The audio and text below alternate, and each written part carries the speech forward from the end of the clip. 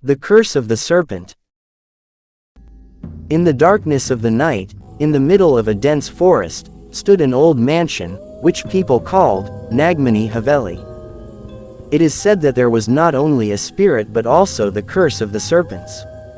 Many terrifying stories were prevalent about this mansion, but the most popular story was about Nagmani, who was the protector of that place. Whoever went inside the mansion either did not return or returned mad.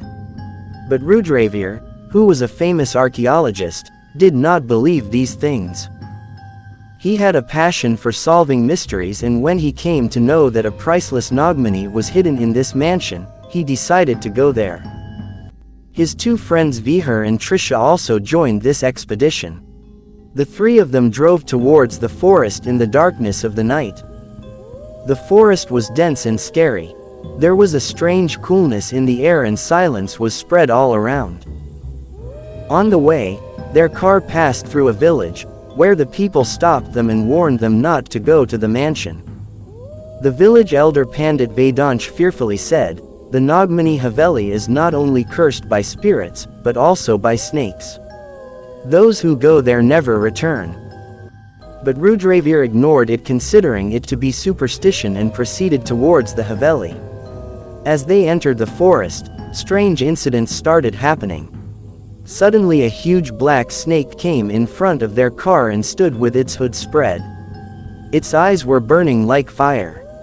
Rudravir stopped the car, but when he looked again, the snake had disappeared. Trisha said nervously, "This place doesn't seem right to me at all." But Rudravir and Vihar calmed her down and told her to move ahead. The Haveli had turned into ruins. Vines were climbing on the walls and the skins of snakes were scattered on the ground.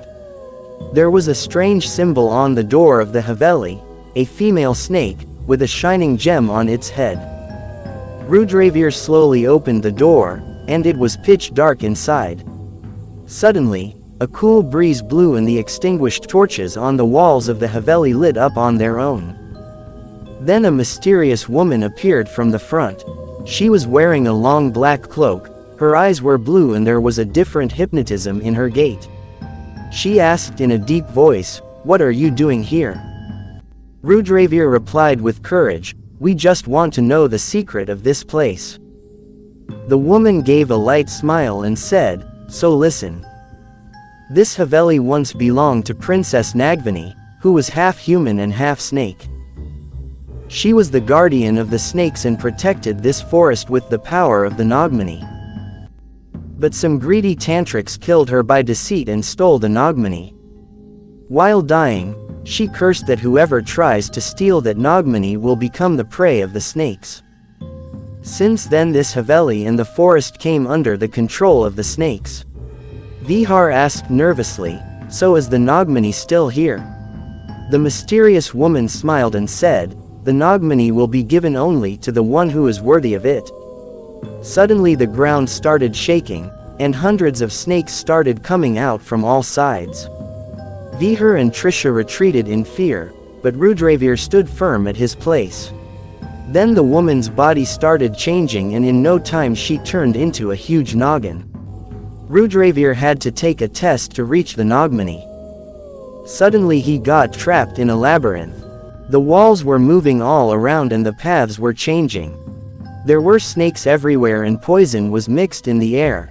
Rudravir closed his eyes and listened to his inner voice. Then a soft hiss was heard, "Move on the right path, Nagmani is with you." Rudravir ignored his fear and moved forward, listening to his heart. Suddenly, he reached a large chamber, where the shining Nagmani was kept on a stone throne.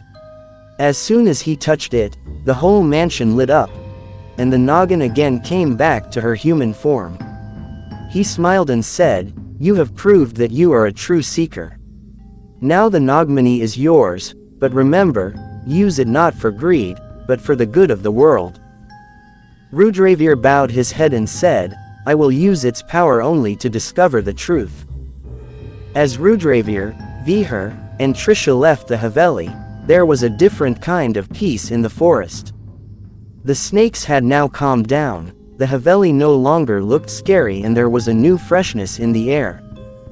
Even today, anyone who visits the Nagmani Haveli can hear the hissing of the snakes, as if someone is saying, "Justice has been done."